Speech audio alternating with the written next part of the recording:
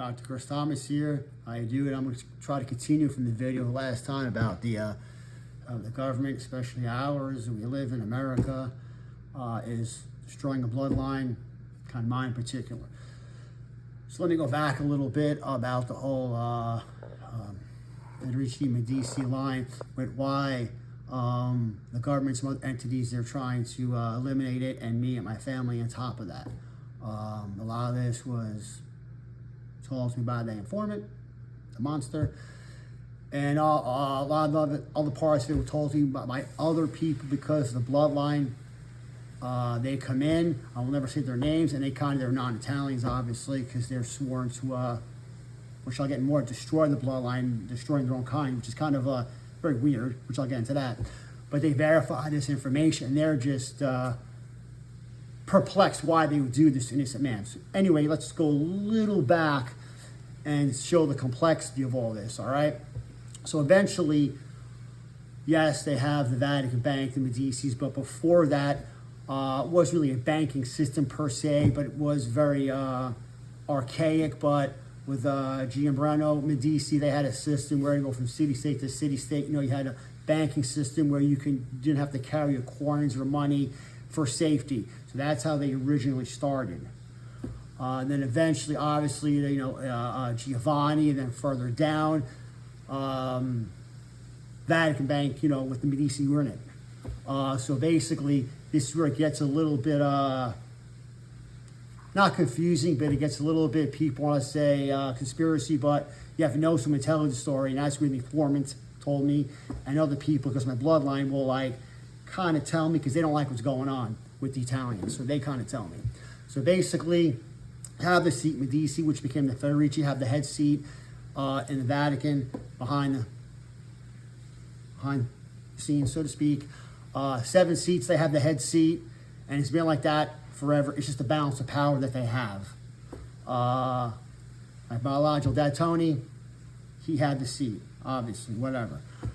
Then obviously, like it should go, it was going to his son that he raised, Tony Jr., and again, it's a little bit more, but obviously he had MS and cancer, and unfortunately passed away in 2023, which I'll talk a little bit how I knew about that.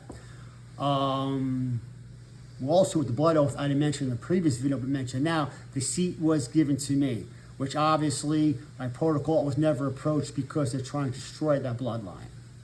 Now I'll stop. How do I know that Tony Jr. had MS? When this informant came around, he could ask me this question because he has MS that's in the central nervous system. I have CMT to my peripheral nervous system. So there's similar characteristics, you know, muscle spasm, a little bit atrophy, muscle joint pain. So he asked me all these questions.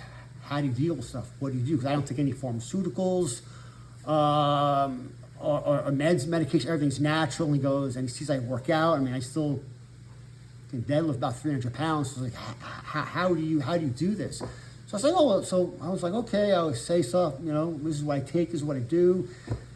So finally, after like half a dozen times, I was like, why is it so important? Why? So you have a brother, Tony's son. He goes, he has MS. So so okay, well, I told him more stuff. Whether the guy had him or not, I don't know. I wish he did. I'm sorry if he didn't. I tried. So anyway, upon him passing, the whole compound in Tuscany, and I can verify from the informant and other people that come in and tell me, the compound was going to go from Junior to myself, because that's the bloodline.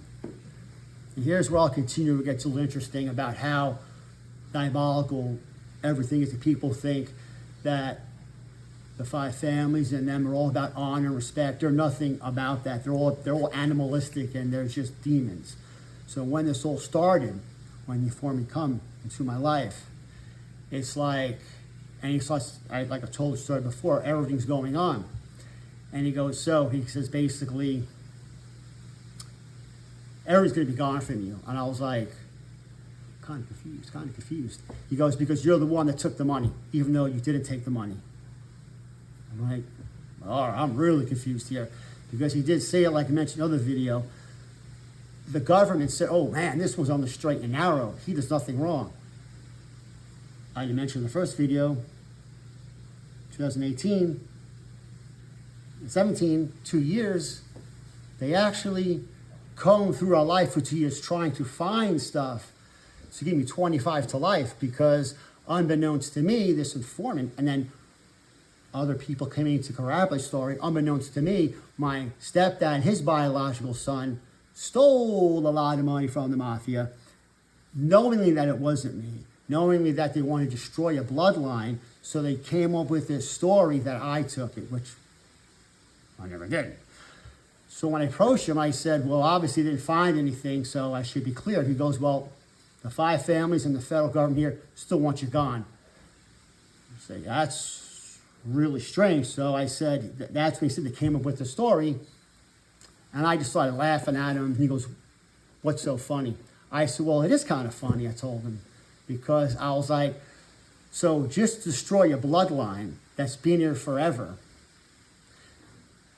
The 5 families will side with the federal government to destroy an innocent man and his family to get what they want. She goes, yeah, pretty much. I was like, that is the basic animalistic behavior. It's so inhuman. I go, it doesn't make any sense. I said, I told him this when he told me the story. I said, 2 things are going to happen. He goes, yeah, what are that? I said, well, one, eventually, with God, I go, the truth will get out of what they did, and that everybody knows who the real brother took the money. And they're going to get out.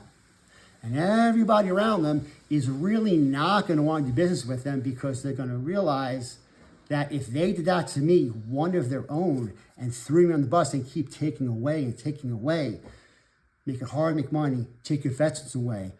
They even steal patients. They hack into our systems. I go, people are not going to work with them because they realize they're going to do worse than them. So he just looked at me. And I said, number 2.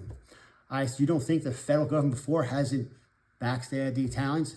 They do time and time again. This time, the federal government's going to sit back and watch the Italians. I said, the 5 families destroy an innocent man and one of their own. And then when it's done, they're going to stink back and they're going to destroy them.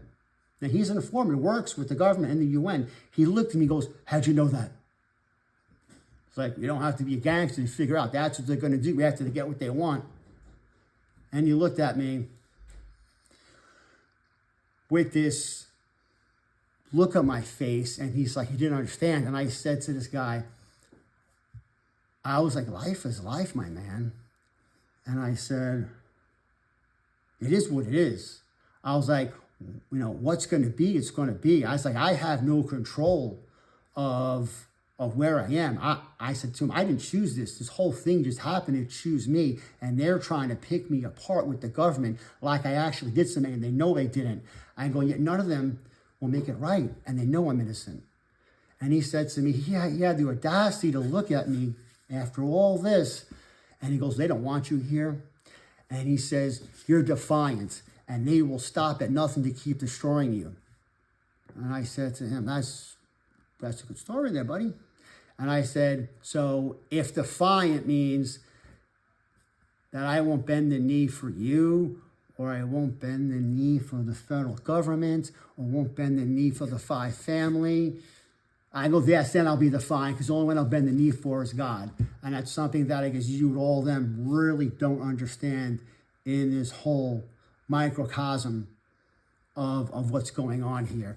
I was like, they can do and say whatever they want to me and destroy my life, but what they don't understand is that, and neither do you, obviously, because you're just so looking at me like you're confused, is that they're ants, I'm an ant. We're all just specks to God. We're all just spokes on a wheel going round and round and round. And only God knows when and where it's going to stop. And he just looked at me. He was confused. But anyway, I share this, and there'll be more to come, and so show the diabolicalness that people go out of their way to destroy because they want. They're just animals. Dr. Chris, I'll have more videos.